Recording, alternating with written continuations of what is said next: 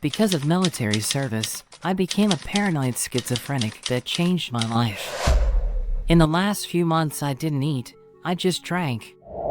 I had clung to the alcohol and couldn't let go of the bottle.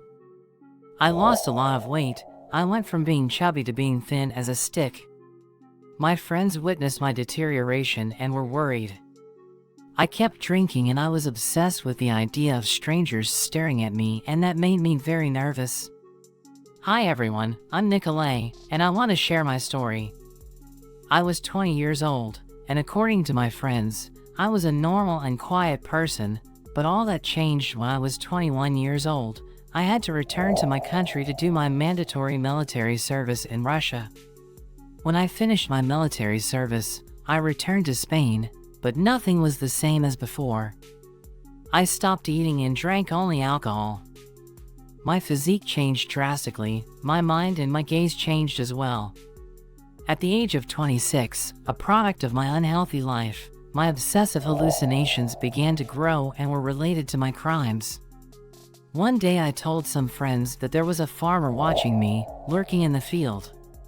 Sometimes I saw him under a lamppost or riding his bike, and I was deeply irritated. I didn't like to be looked at. These visions coincided with the murder of Antonio, a peasant I stabbed in Los Montesinos, on August 11, 2020. The crime was truly gruesome. I savagely attacked his neck when he was already dead. After the assassination, there was a period of reflection and I stopped having visions. For 2 months I was criminally quiet, but in November I went back to my old ways. I told my inner circle that I saw a woman looking at me among the palm trees. He kept his eyes on me. He looked at me a lot.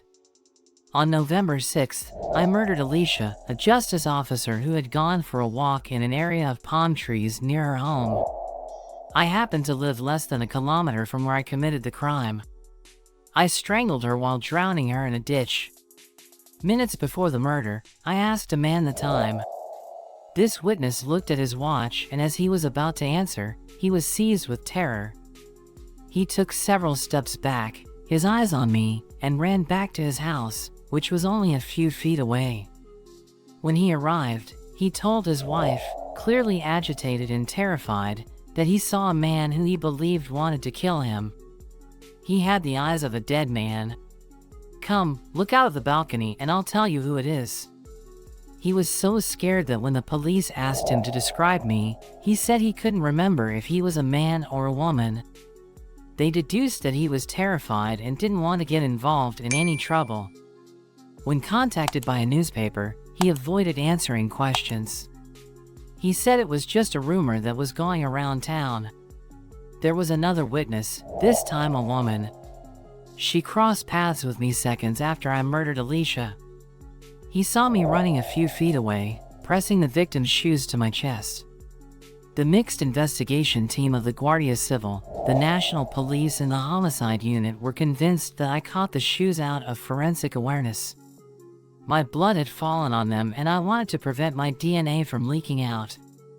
That is, despite my paranoia and apparent madness, I was aware of what I was doing, I wanted to repeat it, and I avoided leaving evidence. One day after I killed Alice, my mother bought me a ticket to Moscow. There, on December 15th, I committed another murder.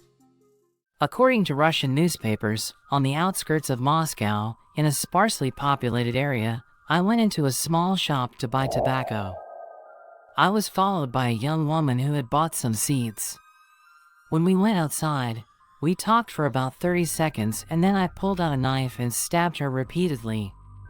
The owner of the store witnessed the brutal crime. He said that when he came out of the store, he saw me with my hands covered in blood and shaking. When he started calling the police, I heard him and went in his direction. I walked past him and he could see that his eyes were dead. I didn't do anything to him and went home. When officers located my residence, they found my mother and grandmother there. They covered up for me by saying they lived alone.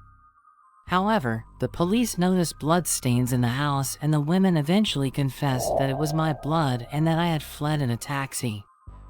I was arrested and put in jail, but months later I was transferred to a psychiatric institution where I currently reside. The two courts investigating the two murders committed in Spain have issued 2 international arrest warrants against me. Now we will have to wait and see if the Russian authorities, in the current international climate, decide whether or not to extradite me to Spain. Do you think that doing the military changed my mind? Let me know in the comments. If you want more stories like this, don't forget to subscribe and activate the campaign so you don't miss the next one. Also, you would help us a lot by leaving a like and sharing my story. Thank you so much for watching the video to the end.